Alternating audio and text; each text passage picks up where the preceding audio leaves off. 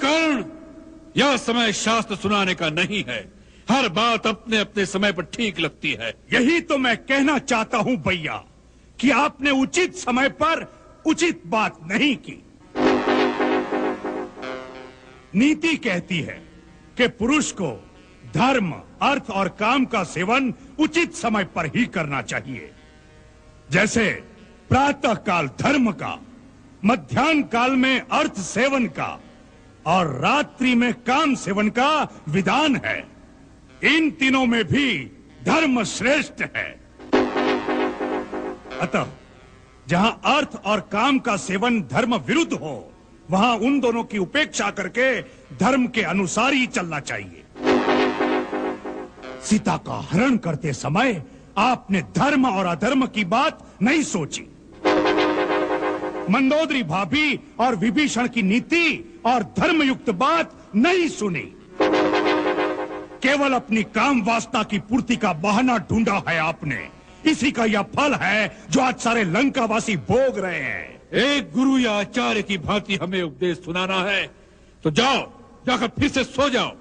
हमें तुम्हारी कोई आवश्यकता नहीं है। यह समय है संकट का।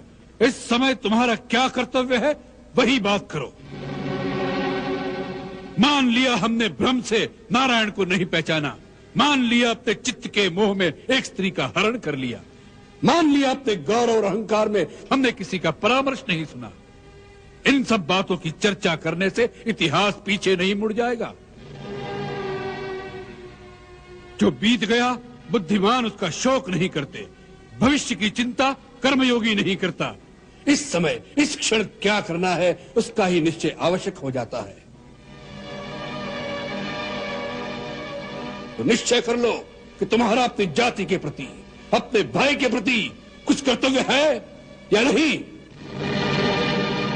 तुम हमें शास्त्र सुना रहे थे। अरे शास्त्र में तो यह भी लिखा है कि यदि भाई ने कोई पाप भी किया हो, वह अपराधी भी हो, तब उस संकट में जो उसका साथ दे वही भाई कहलाने योग्य होता है। अपराधी को तो शिक्षा सभी दे सकते हैं, परंतु भाई वही है जो संकट में साथ खड़ा रहे, सहायता करे, शिक्षा न दे। सहृदयो विपन्नार्थम दीनमभ्युपद्यते सबंधुर्यो अपनितेषु सहायायोपकल्पते।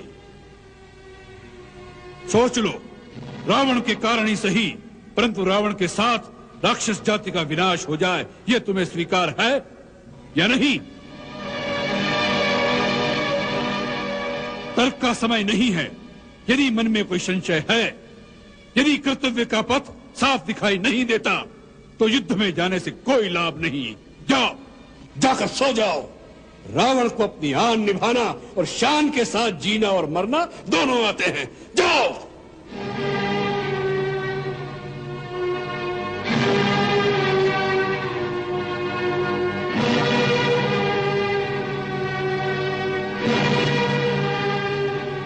भैया, आपने मुझे ठीक प्रकार से समझा नहीं।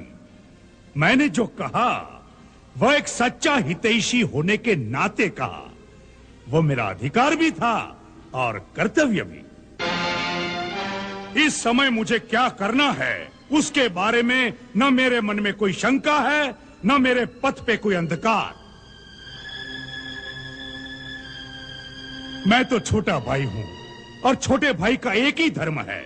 जब तक वो जीवित है और स्वस्थ है, तब तक बड़े भाई को कोई भी कष्ट नहीं होना चाहिए। छोटा भाई मित्र भी है और सेवक भी है।